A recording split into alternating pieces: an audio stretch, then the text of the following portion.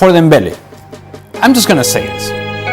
Too young of a player to be having muscles, soft tissue injuries time and time again. If you don't get your stuff together, you're out. We're gonna have to move on from you. It's enough. I've had enough.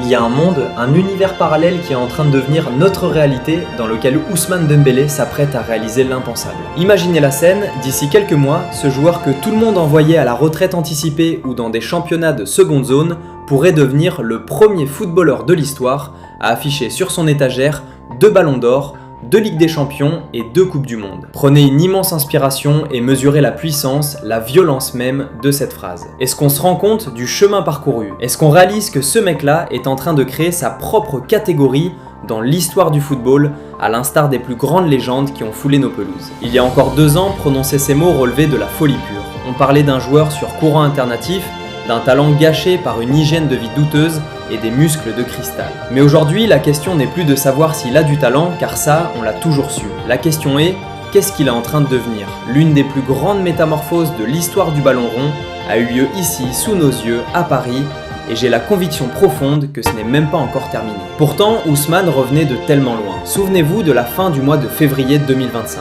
Le football est alors sous le choc.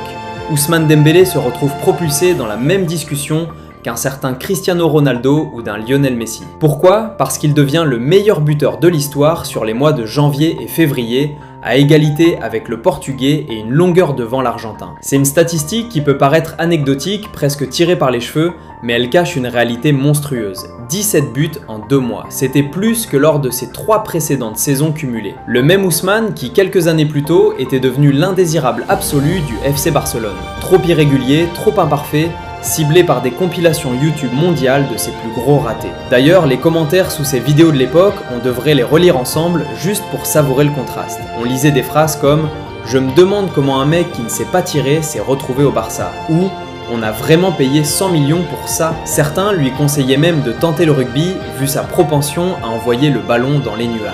On disait de lui qu'il faisait un match exceptionnel pour 5 matchs horribles et qu'à la fin, on cherchait toujours le premier. Moi-même, par souci d'intégrité, je dois vous avouer quelque chose. Le 10 décembre 2022, pendant le quart de finale contre l'Angleterre, j'ai envoyé un message à mes potes, un message que je regrette aujourd'hui. Dembélé n'a même pas sa place au stade Malherbe-Caen. Ousmane, si tu entends ça, sache que je suis sincèrement désolé. Mes paroles ont dépassé ma pensée. Et pourtant, mon histoire avec lui remonte à bien plus loin que ces critiques faciles. En 2010, on a joué l'un contre l'autre. Il arrivait tout juste au Stade Rennais, sur les anciens terrains de la Piverdière. Dans mes souvenirs, on avait perdu 12-2.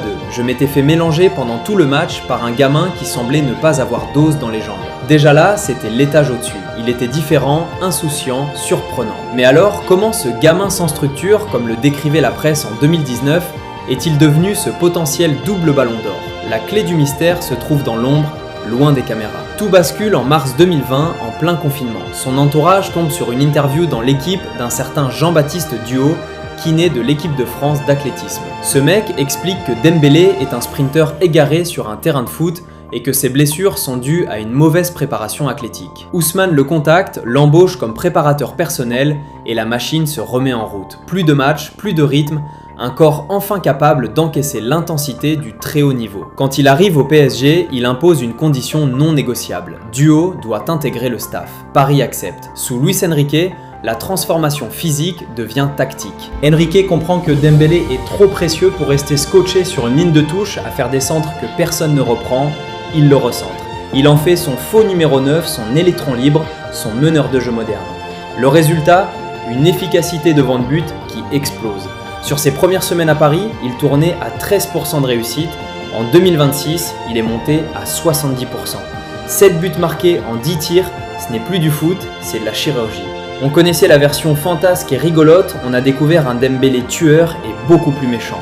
Il ne se contente plus de dribbler pour la galerie, il presse comme un damné. En 2025, il effectue en moyenne 2 fois plus de pressing à haute intensité qu'en Catalogne. Lors de la finale contre l'Inter, l'image est saisissante.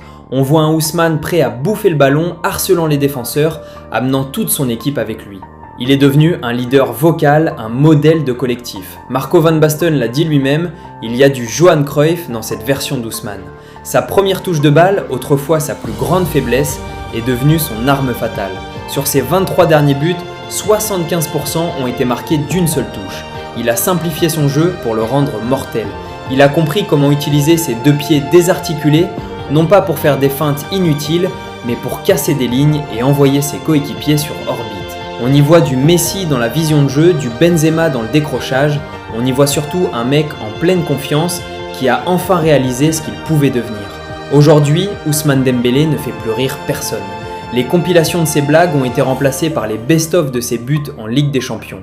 Il a récupéré les années perdues en s'entourant, en travaillant dans l'ombre au campus de Poissy, en enchaînant les séances de finition après les entraînements collectifs. Il a construit un environnement sain, stable, propice à l'exigence du Ballon d'Or. S'il parvient à maintenir ce niveau pour la prochaine Coupe du Monde, s'il continue de porter ce PSG orphelin de Mbappé vers les sommets, alors le débat sera clos.